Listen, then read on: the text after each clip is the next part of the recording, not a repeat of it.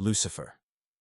Few names in human history have carried such a weight of fear, fascination, and theological tension. For many, he is the horned devil of Christian mythology, the embodiment of evil, the tempter, the serpent, the liar. But before he became Satan, before he was cast down in flames in the pages of medieval scripture and art, he was something else entirely. He was the light bringer, the morning star, a symbol not of darkness, but of illumination. The name Lucifer comes from the Latin lux fere, meaning to bear light. And in the ancient world, it was a name of beauty, power, and celestial radiance. But somewhere along the way, that meaning was inverted.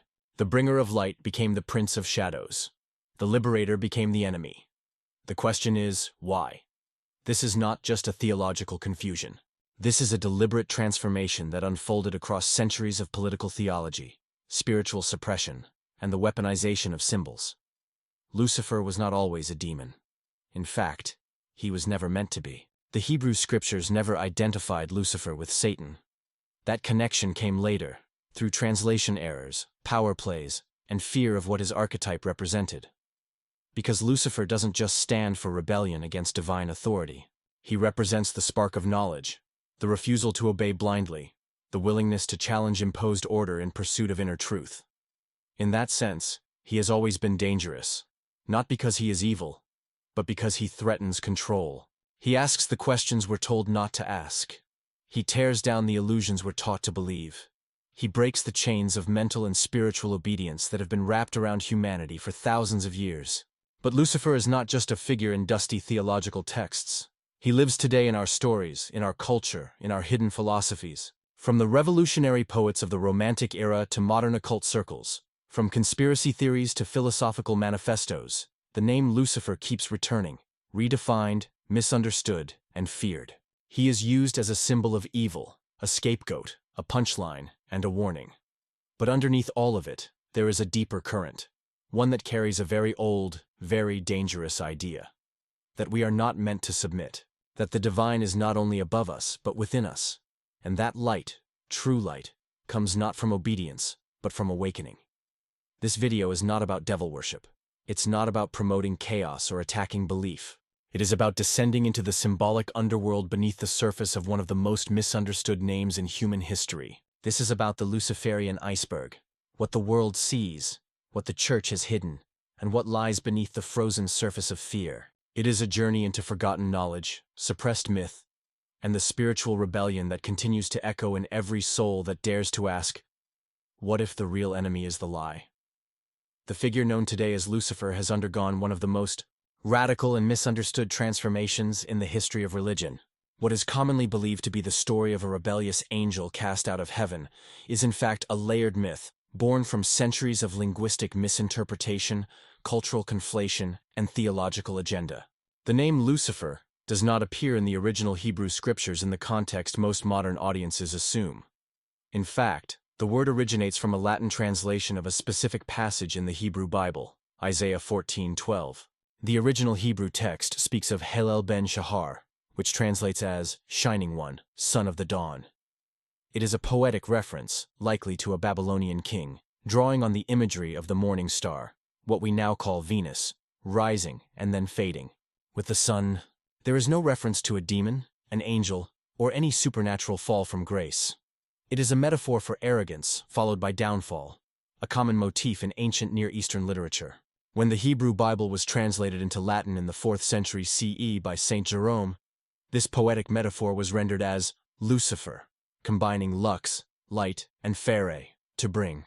In Latin, the word was neutral, even positive, often used to describe the planet Venus or a bearer of knowledge and light. In early Christian usage, it could even be applied to Christ himself, as seen in 2 Peter 1:19, where the day star rising in the heart was understood as a reference to divine illumination. Over time, however, a series of interpretive shifts began to take root. Church fathers, particularly Origen and later Augustine, began to conflate Isaiah's morning star with passages from Revelation 12 and Ezekiel 28, which describe the fall of spiritual beings opposed to God. Through this conflation, the name Lucifer slowly became attached to the Christian devil, not through direct textual linkage, but through a gradual layering of metaphor, fear, and doctrinal need. This transformation was not accidental. As Christianity grew into a dominant political and religious force, its leaders sought to construct a coherent enemy, one that could embody all opposition, all heresy, all rebellion. By fusing disparate texts and myths into a singular antagonist, the Church created a theologically convenient villain. Satan, also known as Lucifer, the former angel, now adversary. Artistic depictions followed suit, turning the once beautiful light-bringer into a grotesque horned demon. Literature and sermons solidified this imagery until it became orthodoxy. But it is critical to remember that none of this is found in a single, unified biblical source. It is a construction, a theological collage assembled over centuries. Meanwhile, in pre-Christian traditions, the figure of the light-bringer was not vilified, but venerated. In Greco-Roman myth, Prometheus stole fire from the gods and gave it to humanity, an act of divine rebellion that was punished with eternal suffering. Yet Prometheus was also a hero, a symbol of resistance against tyranny, a champion of human enlightenment.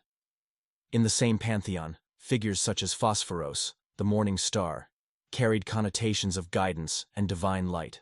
The Babylonian deity Enki, Egyptian god Thoth, and the Hermetic Hermes Trismegistus all shared elements of this archetype, bringers of knowledge, guides of the soul, intermediaries between the divine and the human. They were not cast as evil, but as essential forces in the spiritual evolution of humanity. Even within early Christianity, the idea of divine light and knowledge carried ambiguous meanings. The Gospel of John begins with the assertion that the light shines in the darkness, and the darkness has not overcome it. This dualism between light and dark permeated Christian thought, but its interpretation was far from fixed. In some mystical strands of early Christian theology, particularly those influenced by Neoplatonism and Gnosticism, light was associated with the soul's divine origin, while darkness symbolized ignorance and material entrapment. In this symbolic framework, a figure who brings light, who awakens the soul to its higher nature, would be seen as an agent of salvation, not damnation. The development of Lucifer into Satan served both theological and political functions. As Christianity sought to consolidate orthodoxy and suppress heresy, it needed clear boundaries between acceptable and unacceptable belief. Gnostic sects, which viewed material reality as a prison and the God of the Old Testament as a false creator, were especially threatening. Their reinterpretation of biblical stories often cast the serpent in Eden as a liberator, rather than a deceiver. To counter these narratives, the Church intensified its portrayal of Satan as the deceiver par excellence, retroactively inserting Lucifer into the role and casting him as the origin of all rebellion and corruption. In doing so, the Church not only redefined a figure, but reframed the very concept of knowledge and its acquisition. Seeking knowledge outside ecclesiastical channels became dangerous, heretical, even satanic. This reframing extended into the cultural imagination. During the Middle Ages, the Lucifer myth was embellished with vivid legends: his pride before the fall, his war in heaven, his transformation into a dragon cast down to earth. These images were not rooted in canonical scripture but in apocryphal texts, poetic retellings, and ecclesiastical propaganda. Dante Alighieri's Inferno cemented the visual of Lucifer frozen in the ninth circle of hell, chewing on traitors for eternity. John Milton's Paradise Lost expanded the narrative, portraying Lucifer as a tragic antihero, whose fall was as much about freedom as it was about pride. Though Milton intended to reinforce Christian morality, his Lucifer became an enduring symbol of defiant dignity, a dual-edged figure embodying both danger and transcendence. The mythological mutation of Lucifer is a case study in how language, power, and fear can reshape archetypes over time. A name that once evoked celestial light was slowly burdened with every sin the Church wished to demonize. And yet, the original resonance has never fully disappeared. The archetype of the Lightbringer continues to resurface, in literature, in art, in occult philosophy, and in the deeper questions that lie beneath dogmatic belief. Who decides what is good and what is evil?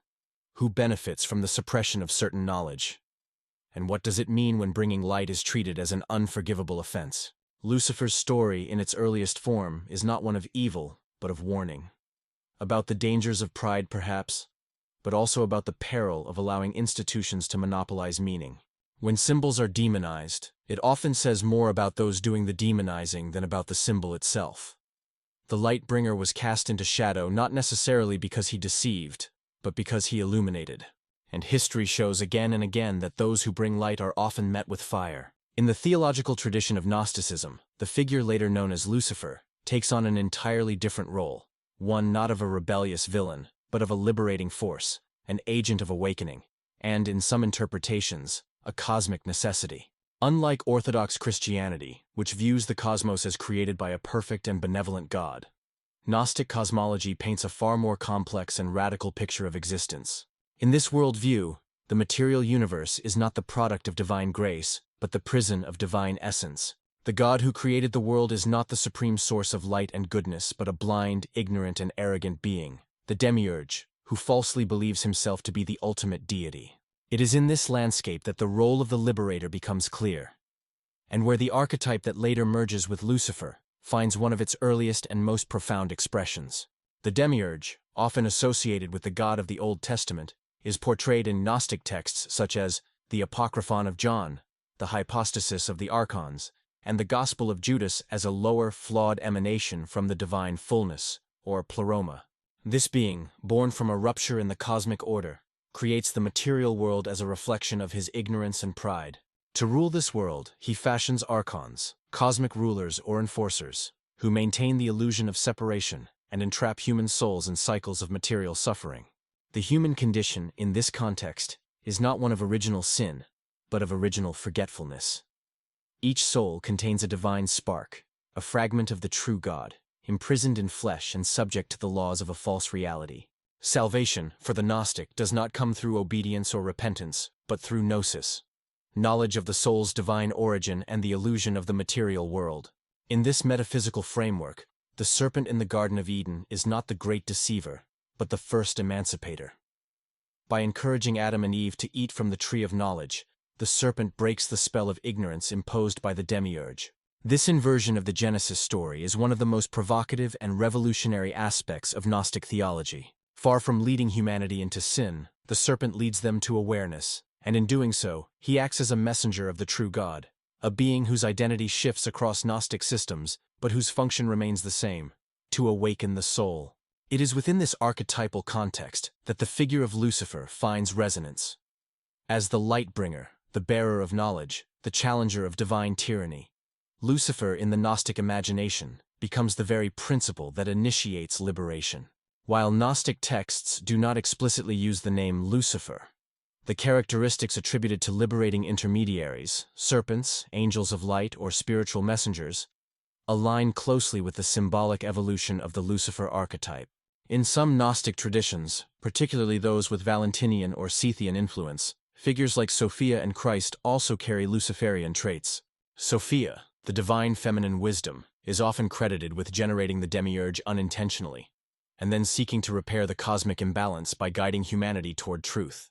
Her descent into the material world mirrors the fall of Lucifer not as punishment, but as a sacrificial journey to bring salvation to trapped souls. Christ in these texts is not a sacrificial lamb, but a revealer of hidden realities, a spiritual teacher who imparts secret knowledge rather than demanding blind faith. The concept of dualism, of a world torn between the false light of the demiurge and the true light of the pleroma, runs through Gnostic cosmology. In this vision, the greatest sin is not rebellion, but ignorance. The greatest virtue is not obedience, but insight. The Gnostic soul yearns not for forgiveness, but for remembrance, a return to a divine state that predates the material fall. In this light, the figure who provokes awakening, who calls out the lies of the Creator God, becomes the hero of the story. Whether that figure is named Lucifer, Sophia, or the serpent, the pattern is the same. The one who is demonized by power is often the one who speaks truth. This inversion of spiritual value places Gnosticism in direct conflict with institutional religion. To declare that the God of Scripture is not the true God, to claim that the sacred texts are part of a cosmic deception, is to attack the foundation of ecclesiastical authority.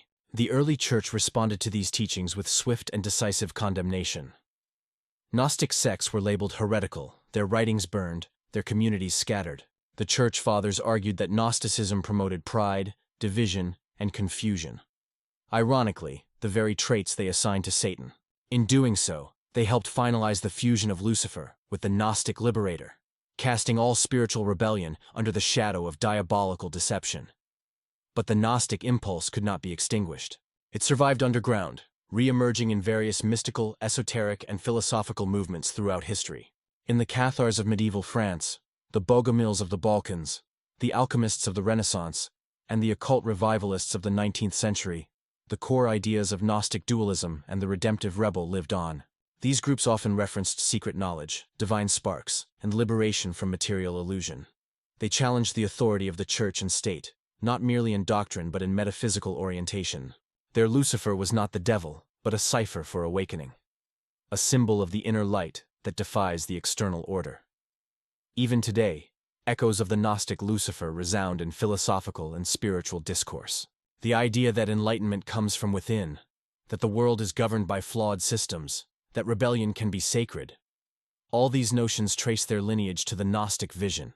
The resurgence of interest in esoteric traditions, the popularity of alternative spiritualities, and the growing distrust of institutional narratives reflect the continued relevance of this ancient myth.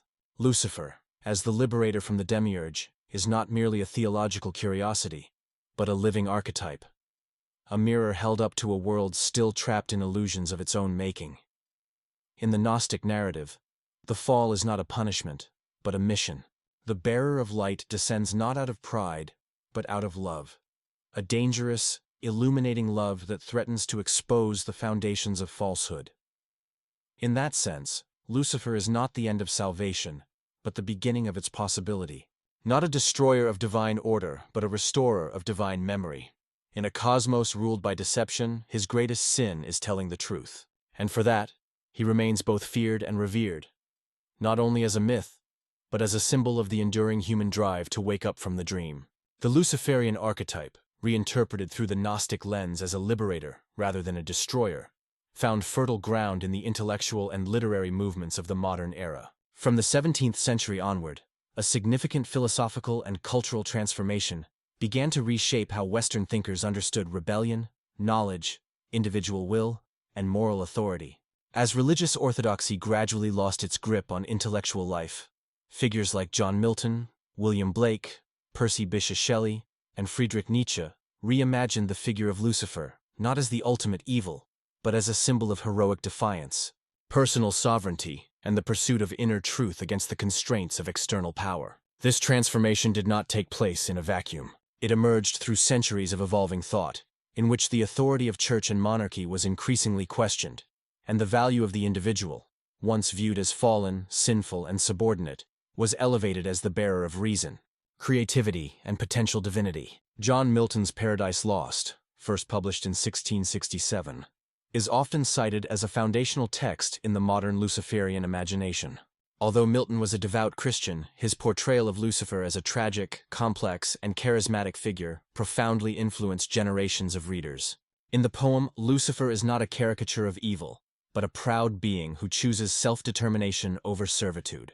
His famous declaration, "Better to reign in hell than serve in heaven," encapsulates a new kind of heroism, one based not on submission to divine will, but on the affirmation of individual will, even in the face of cosmic punishment. Milton's intent may have been to caution against pride and disobedience, but the literary power of Lucifer's voice and vision transcended that moral framing. In the centuries that followed, readers increasingly interpreted Lucifer as the prototype of the revolutionary, the dissenter, the visionary who sees through the illusions of imposed order. This reinterpretation gained momentum during the Romantic period, when poets and artists, disillusioned with the Enlightenment's rationalism and the rigid structures of religion and empire, sought inspiration in mythic figures who embodied passion, imagination, and revolt. William Blake, a deeply mystical and radical thinker, rejected the traditional Christian God as a tyrannical figure and reimagined Satan as a necessary force of rebellion and imagination. In his prophetic books, such as The Marriage of Heaven and Hell, Blake argued that contraries were essential to progress, and that energy, symbolized by the devil, was as sacred as reason, symbolized by God. His depiction of Lucifer as a bearer of creative fire echoed the Promethean ideal, and linked the struggle for inner liberation with the defiance of oppressive authority. Percy Shelley expanded on this theme in his lyrical drama Prometheus Unbound, where the figure of Prometheus, a clear parallel to Lucifer, is portrayed as a revolutionary hero who suffers for bringing enlightenment to humanity. Shelley's Prometheus defies the tyrant Jupiter, and through his suffering and resistance, becomes a symbol of enduring human potential. In Shelley's vision, the rebel is not condemned but redeemed through love, endurance, and vision. The Luciferian spirit becomes synonymous with the highest aspirations of the human soul: freedom, knowledge, and transcendence. This romantic glorification of the rebel, once demonized in Christian theology, began to influence broader cultural and political movements, advocating for liberty, secularism, and the emancipation of the human mind. As the 19th century progressed, these literary currents converged with philosophical developments that further redefined the Luciferian archetype. Friedrich Nietzsche, though not explicitly invoking Lucifer, articulated a worldview that resonates deeply with Luciferian philosophy.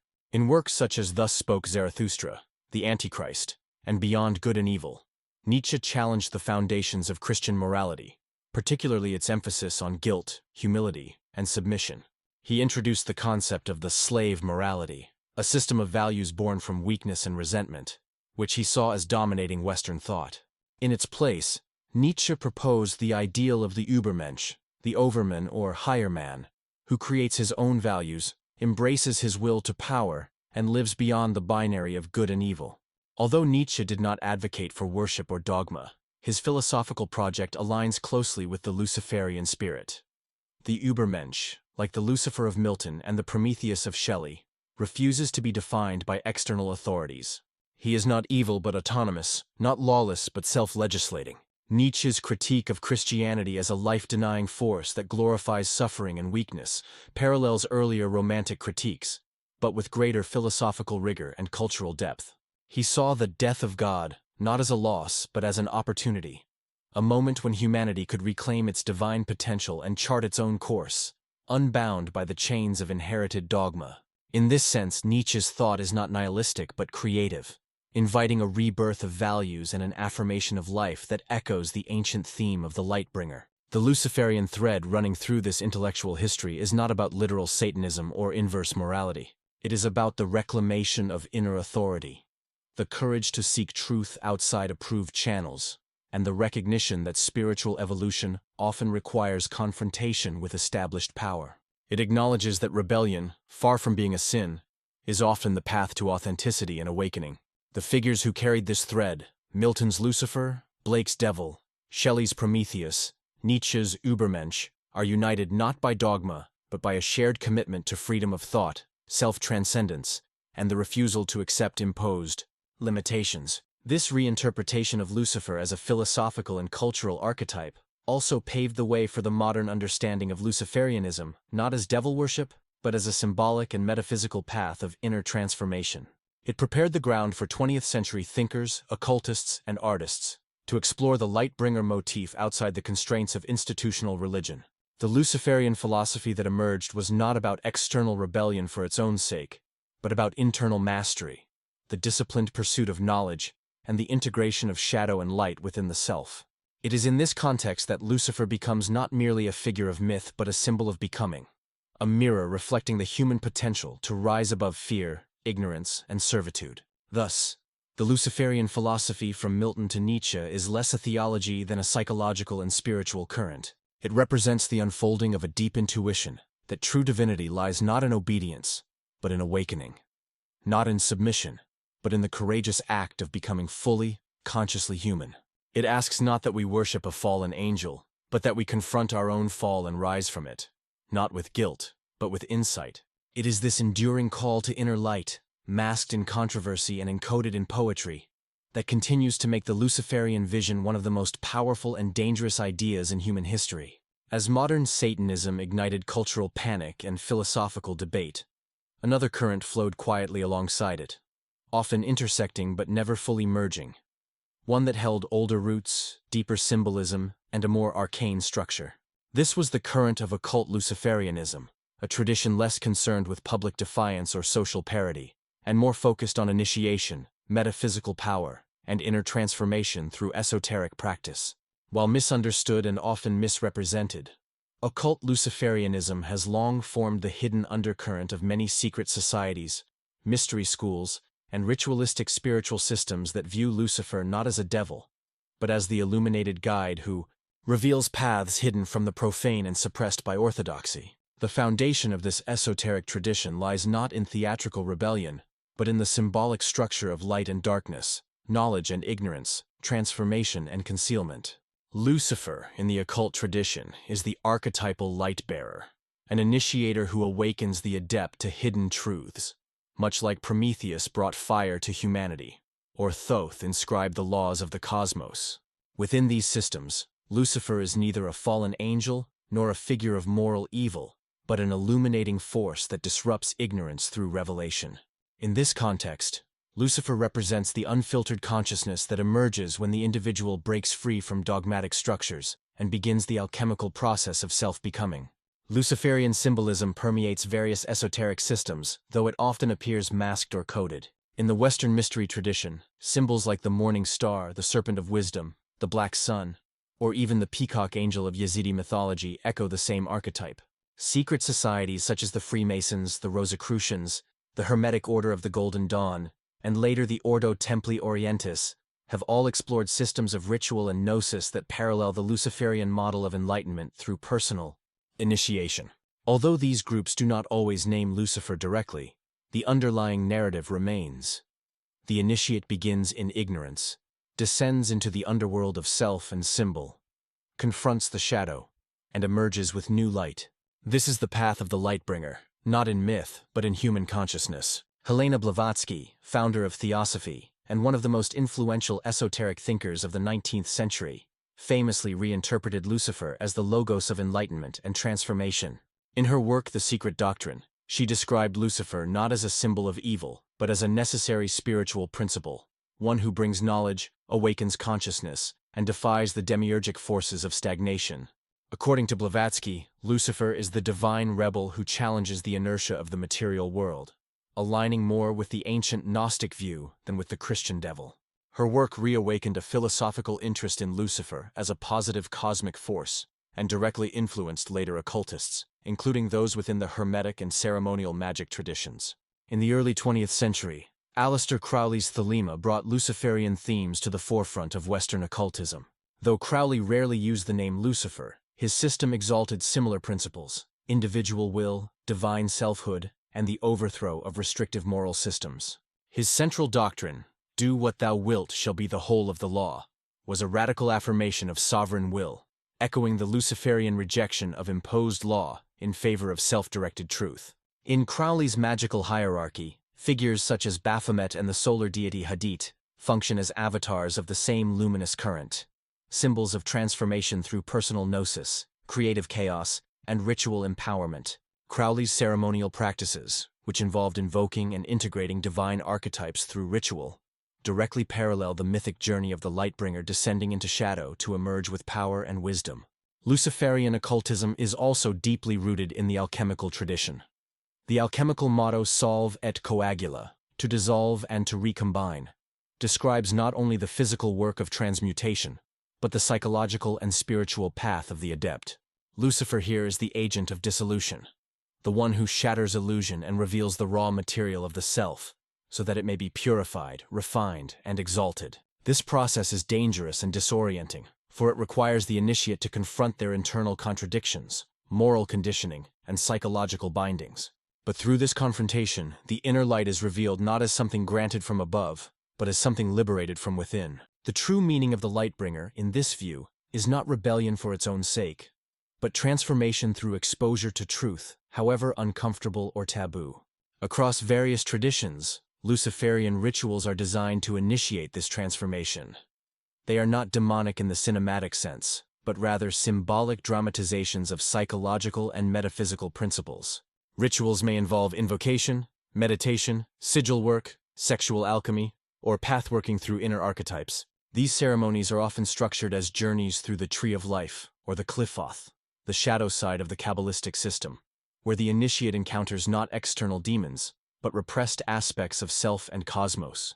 The goal is not submission, but integration, the unification of light and shadow, spirit and matter, order and chaos. In this sense, Lucifer represents the liminal threshold, the guardian of the gate between worlds who demands that the seeker bring nothing but their naked will and the courage to look beyond all masks. Some modern Luciferian traditions, such as those advanced by Michael W. Ford or the Temple of Ascending Flame, continue this model of ritual self-initiation. These systems often blend ancient Mesopotamian, Egyptian, and Gnostic mythologies with modern psychological frameworks, presenting Lucifer as a spiritual mentor rather than a deity. Ford, for example, frames Lucifer as a symbol of adversarial self-evolution, guiding the practitioner through stages of development that mirror mythic descent, confrontation, and ascension. This adversarial path is not destructive in the moral sense, but creative through opposition. It is the fire that tempers the blade, the darkness that sharpens the vision. The persistent fear and vilification of occult Luciferianism in mainstream discourse reflect not its inherent danger, but its threat to hegemonic control. The systems it proposes are decentralized, self-directed, and internally validated, undermining external authorities that claim exclusive access to truth or salvation. By situating divinity within the self and framing the journey as one of conscious becoming rather than passive redemption, occult Luciferianism reverses the structure of most hierarchical religions. It empowers the practitioner not through dogma, but through discovery, a discovery that often reveals the fragility of the narratives imposed by institutional power. Occult Luciferianism is not a unified religion or dogmatic creed, but a complex network of interrelated ideas, symbols, and practices. It draws from myth, philosophy, psychology, and mysticism to construct a path that is intensely individual, yet archetypally universal. In its rituals and writings, Lucifer is not a monster lurking in the shadows, but the voice that whispers from within the dark, asking the questions that religion dares not ask, and offering the keys to doors that orthodoxy has nailed shut. For those who choose to walk this path, Lucifer is not the end of the journey, but its beginning, a flicker of light in the abyss that reveals not damnation, but the possibility of becoming fully, luminously, and dangerously awake. As the Luciferian archetype evolved from ancient Gnostic symbolism into a philosophical figure of rebellion and enlightenment in the hands of romantic poets and thinkers like Nietzsche, it eventually entered a new phase in the 20th century, one that would cause widespread public confusion, moral panic, and institutional backlash: modern Satanism. Though often lumped together in popular discourse, Luciferianism and Satanism are distinct both in philosophy and intention. Yet the public misunderstanding that fuses them into a singular malevolent worldview has its roots in centuries of religious fear, political manipulation, and media sensationalism. Modern Satanism, as it emerged through figures like Anton LaVey, was not born from medieval demonology, but from a deliberate reclamation of the archetype of the adversary, one that emphasized personal power, rationalism, and symbolic rebellion against imposed morality. The Church of Satan, founded in 1966 by Anton Sandor LaVey, was less a spiritual movement than a socio-cultural performance. LaVey, a former carnival worker and student of psychology, crafted a religion that used Satan as a metaphor rather than a literal deity. For LaVey, Satan symbolized indulgence instead of abstinence, individualism over collectivism, and carnal existence rather than spiritual asceticism. He openly rejected supernatural belief, framing Satan not as an entity to be worshipped, but as an emblem of defiance against religious hypocrisy. The Satanic Bible, published in 1969, laid out the philosophy of this new religion: self-interest as a virtue, vengeance as a form of justice, and ritual as psychological theater, meant to elevate the self rather than petition a deity. In this system, Lucifer became the mythic prototype of the free thinker, the rebel who dared to question divine authority and refused to kneel. Despite its atheistic foundations, LaVeyan Satanism quickly became the subject of moral panic. Throughout the 1980s and 1990s, the so-called Satanic Panic gripped the United States and other parts of the Western world. Fueled by evangelical preachers, discredited psychologists, and sensationalist media, the public came to believe that secret satanic cults were operating behind schools, churches, and daycare centers, performing rituals, abusing children, and attempting to overthrow moral society. These claims, many of which were later proven to be entirely false or grossly exaggerated, often drew on the iconography of Lucifer, the goat-headed Baphomet, inverted pentagrams, and black masses, as evidence of diabolical activity. The result was a wave of hysteria that destroyed lives, spawned false accusations, and further entrenched the idea that anything bearing the name Satan or Lucifer was inherently evil. This mass misunderstanding created a cultural framework in which any alternative spiritual system, especially those invoking Lucifer as a symbol, could be equated with criminality and psychological pathology. Even as courts overturned wrongful convictions and investigations debunked the claims of ritual abuse, the cultural damage remained. Lucifer was no longer merely a theological figure or a literary archetype. He had become a catch-all symbol for everything feared, hated, or misunderstood by mainstream society. In this environment, serious exploration of Luciferian philosophy or esoteric traditions became nearly impossible without attracting suspicion. Public discourse rarely distinguished between philosophical rebellion, symbolic self-deification, and literal devil worship, allowing myths to override facts in a haze of cultural paranoia. Ironically, the very groups accused of harboring secret satanic beliefs were often nothing more than loosely organized subcultures interested in philosophy, occult symbolism, or artistic provocation. Many Luciferian groups, drawing from earlier esoteric traditions and modern psychological models, embraced Lucifer as a force of inner transformation rather than external opposition. Their rituals were designed not to summon demons, but to confront the shadow self, integrate personal power, and awaken dormant potential. Unlike LaVeyan Satanism, which was rigidly atheistic, these Luciferian paths often explored the divine as an internal principle, a light within rather than a god above. However, due to their symbolic use of Luciferian imagery, they were frequently mischaracterized as devil worshippers by those who failed or refused to understand the distinction between archetype and entity. Popular media further distorted the image of Lucifer and modern Satanism. Horror films, music videos, video games, and novels often relied on satanic tropes to generate fear, controversy, or shock value. From The Exorcist to Rosemary's Baby, from heavy metal album covers to the branding of certain pop stars, the symbols of Luciferianism became detached from their philosophical roots and commodified into aesthetic shorthand for transgression. While some artists genuinely explored occult themes, many simply capitalized on the cultural taboo, reinforcing stereotypes without contributing to meaningful dialogue. The result was a grotesque feedback loop in which public fear amplified media depiction, which in turn amplified public fear. In this environment, it became almost impossible to engage with Luciferian philosophy on its own terms without being drawn into a storm of misunderstanding. At the same time, serious satanic and Luciferian thinkers attempted to clarify their positions. The Temple of Set, founded by former Church of Satan member Michael Aquino in 1975, offered a more theistic and initiatory approach, framing Satan, or Set, as an actual metaphysical principle aligned with consciousness, self-awareness, and nonconformity. This version of Satanism was deeply philosophical, drawing on ancient Egyptian theology, Platonic metaphysics, and Jungian psychology. Aquino rejected the theatricality of LaVey's approach and emphasized the transformative potential of the left-hand path, the spiritual root of the isolated self, forging its own destiny in defiance of cosmic norms. Again, Lucifer in this system was not a monster but a mentor, a symbol of inner fire guiding the soul through the darkness of unknowing. Despite these internal developments, the broader culture continued to associate all forms of Satanism and Luciferianism with nihilism, hedonism, and evil. The failure to make distinctions between symbolic systems, metaphysical worldviews, and actual criminal behavior led to a kind of collective blindness. Institutional religion, eager to preserve its moral authority, often encouraged this confusion, using Lucifer as a scapegoat for cultural decay, youth rebellion, and spiritual deviation. Yet beneath the rhetoric, the enduring appeal of Luciferian imagery reveals a deeper psychological truth. The figure of Lucifer continues to resonate not because he is feared, but because he embodies something that modern society cannot easily contain: the refusal to obey, the power to question, and the courage to create one's own meaning. In the digital age, Luciferian and satanic philosophies have taken on new forms.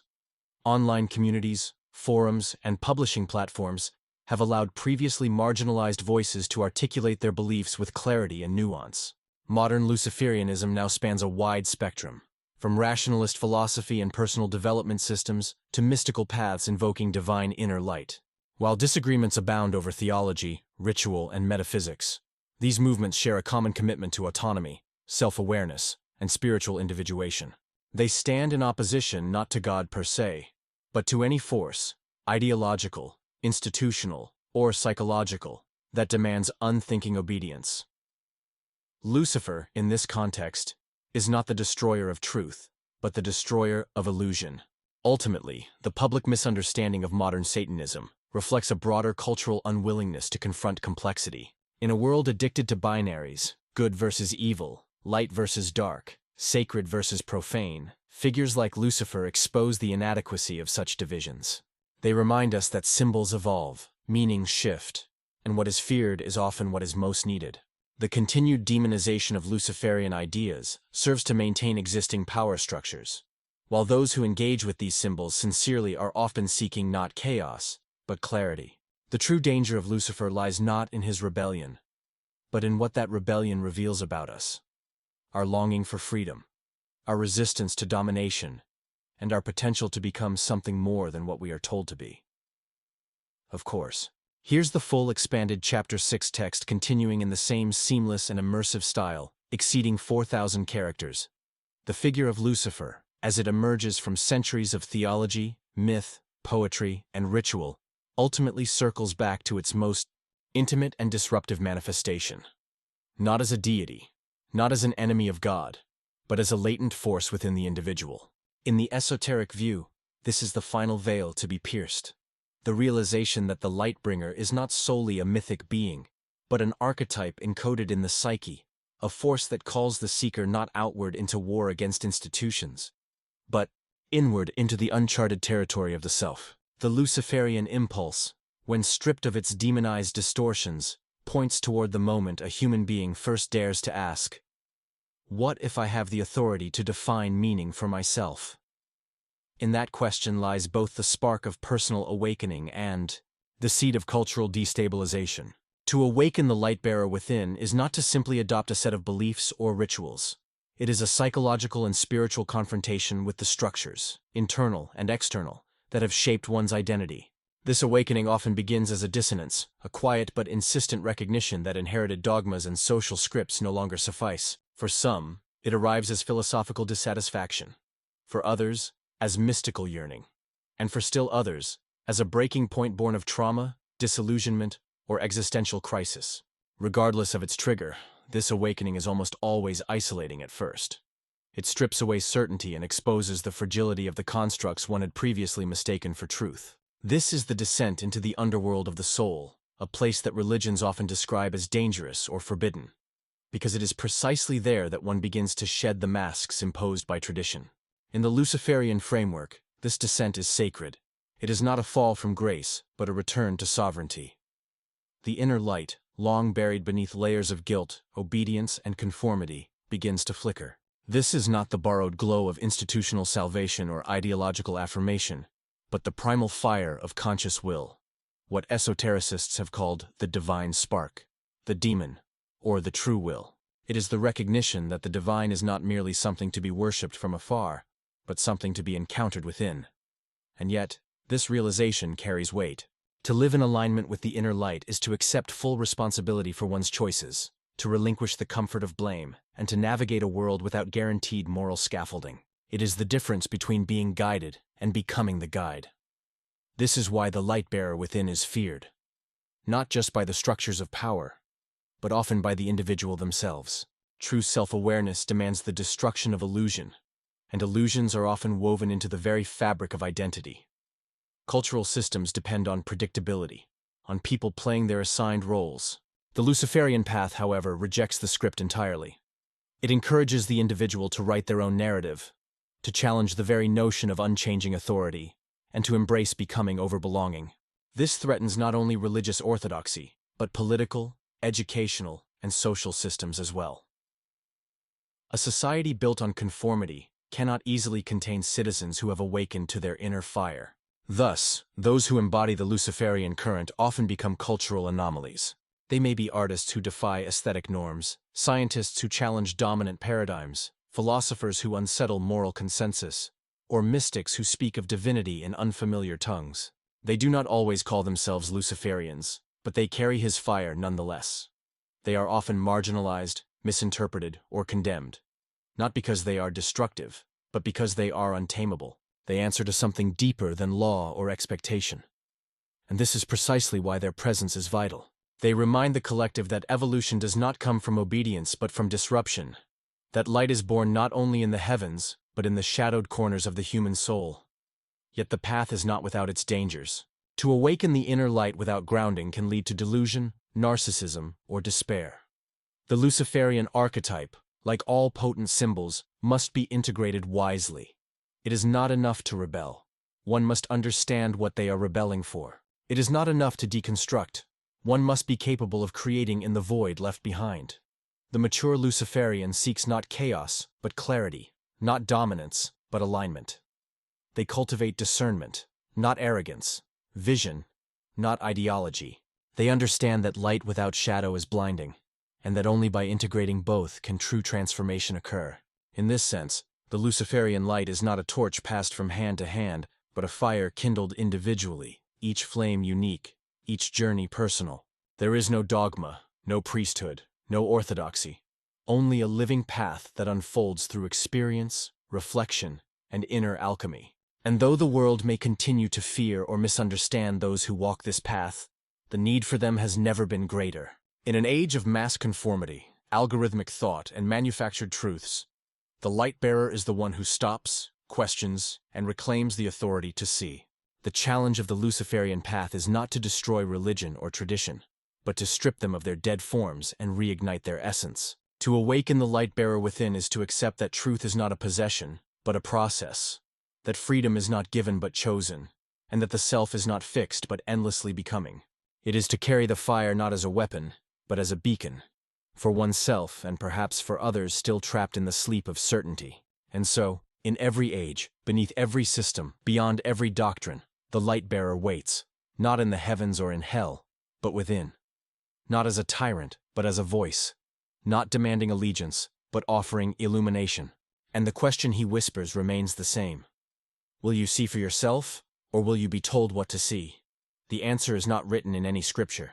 It is chosen, again and again, in the quiet, luminous core of your own becoming. The figure of Lucifer, when traced through scripture, myth, philosophy, and occult tradition, emerges not as a static symbol of evil, but as an evolving archetype that reflects the human struggle for truth, freedom, and self-knowledge. From the poetic fall in Isaiah to the esoteric rituals of modern initiates, Lucifer continues to serve as a mirror for the deepest aspects of the human psyche. He embodies our capacity to question, to rebel, to suffer for truth, and to reach beyond the boundaries set for us by religion, society, and even language itself. The story of Lucifer is ultimately a story about the power of light in the places where light is forbidden.